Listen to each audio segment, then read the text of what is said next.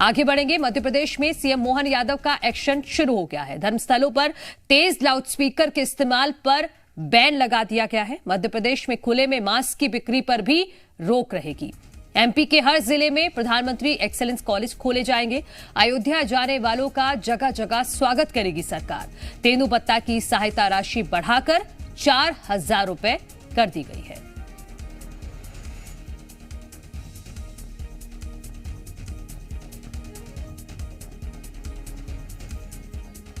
Food safety नियम लागू होने के बाद खुले में मांस या अंडे की दुकान चलाना, ये भारत सरकार ने भी इसमें दिशा निर्देश जारी किए हुए हैं। इस चीज़ को कड़ाई से लागू करने के लिए हमने कैबिनेट में इसके संबंध में तैयारी करने के लिए कहा है। और चूँकि इस दिशा में योग्य प्रकार से जन जागरण भी हो जाए और जिनको ये बिजनेस करना उनको उसके दायरे भी बता दिए जाए, कैसे करना है, क्या करना है, उनको भी इन सारी बातों के अवेयरनेस के साथ। लेकिन शासन के स्तर पर हमने निर्णय किया है तो ध्वनि विस्तारक यंत्रों को तो अपनी तय समय सीमा के अंदर और जो उनकी मर्यादा उसमें उनको अपनी उपयोग करना चाहिए। उस नाते से हम कोशिश करेंगे कि ये, लेकिन कुछ जिलों में अलग अलग स्थिति भी है। तो एक यूनानिमस सैद्धांतिक रूप से तो हम सहमत हैं, लेकिन अगर ऐसा लगता है कि जहाँ कोई परमिशन की जरूरत पड़ेगी तो वो परमिशन पे हम जाएंगे। अदरवाइज बगैर परमिशन कोई चला, इसको हम पसंद नहीं करेंगे। हर जिले के अंदर युवाओं के लिए एक एक्सीलेंस कॉलेज बनाया जाए, जो सभी प्रकार की नई शिक्षा नीति के माध्यम से का चयन हम कर रहे हैं। अगले सत्र से ये सभी कॉलेज चालू करेंगे, जिसमें सभी प्रकार के कोर्स, अगर वो डिग्री है तो पीजी होंगे, बस की व्यवस्था होगी और प्रधानमंत्री एक्सीलेंस कॉलेज के नाम से उनको जाना जाएगा।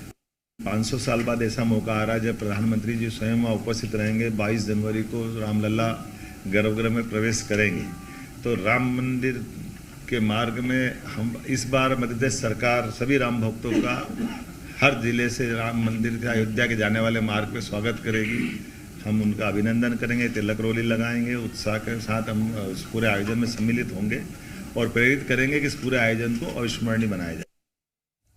और ज्यादा जानकारी लेंगे। इस वक्त हमारे साथ भोपाल से अजय दुबे हमारे संवाददाता सीधे जुड़ गए हैं। अजय, बीते दिन शपथ ली मोहन यादव ने मुख्यमंत्री पद की और शपथ लेते ही बड़ा एक्शन देखने को मिला है। अलग अलग तरह के फैसले राजधानी भोपाल के साथ मध्य प्रदेश के लिए।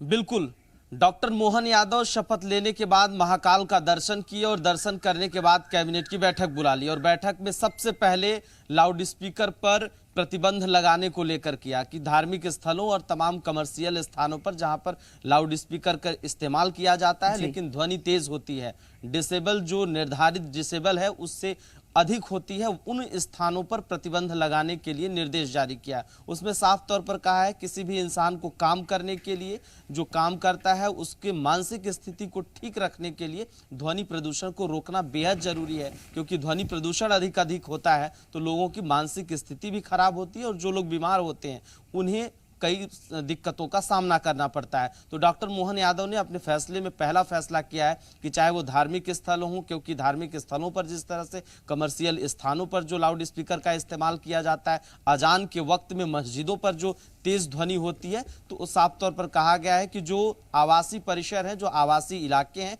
वहां पर 45 से 50 के करीब जो डिसेबल होता है उसी हिसाब से वहां पर ध्वनि होगा। उसके साथ साथ अगर कहीं काम हो रहा है, कहीं इंफ्रास्ट्रक्चर तैयार हो रहा है, कोई बिल्डिंग बन रही है, वहां पर 65 से 70 के करीब जो डिसेबल होता है उतना ही जो है आवाज ध्वनि प्रदूषण हो सकता है। उससे अधिक अगर ध्वनि प्रदूषण होता है, ध्वनि अधिक होती है तो उस पर कार्रवाई की जाएगी। और अगर ध्वनि तेज आवाज में कहीं अगर कोई लाउड स्पीकर डीजे बजाता है तो प्रशासन से अनुमति लेनी होगी। उसके लिए उड़नदस्ते का भी गठन किया गया है कि वो उड़नदस्ता निगरानी रखेगा तमाम जहां पर ध्वनि प्रदूषण हो रहा है, और 3 दिन के भीतर कोई भी अगर शिकायत करता है तो 3 दिन के भीतर निराकरण करने के बाद जो है उसका जो भी निर्णय होगा उस पर कार्रवाई करने के भी आदेश दिए हैं। उसके साथ अंडे और मांस को लेकर भी उन्होंने फैसला किया है। प्रधानमंत्री एक्सीलेंस कॉलेज खोलने की सभी जिलों में जो है फैसला उन्होंने उस कैबिनेट में किया है।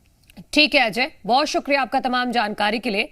तो प्रेरणा, पहला फैसला जो पहली कैबिनेट बैठक में लिया गया है वही सनातन की राह पर जाता हुआ दिखाई दे रहा है। 2 बड़े फैसले जो सनातन से जुड़े हुए हैं और एक प्रधानमंत्री एक्सीलेंस कॉलेज बच्चों के लिए खोला जाएगा। उसमें यह भी झलक दिख रही है कि प्रधानमंत्री की गारंटी को आगे बढ़ाया जाएगा मध्य प्रदेश में। बिल्कुल मनु, खुले में अगर हम नॉनवेज बेचने की बात करें, इसमें राजधानी भोपाल के जो व्यापारी हैं उन पर बहुत प्रभाव पड़ेगा, क्योंकि भोपाल में एक क्षेत्र पूरा ऐसा है जहां पर आपको इस तरह की दुकानें मिलेंगी और वहां पर मुख्य बाजार भी है राजधानी भोपाल का। तो ऐसे में ये जरूर देखना होगा कि क्या वहां से किसी तरह के विरोध के सुर निकलकर सामने आते हैं।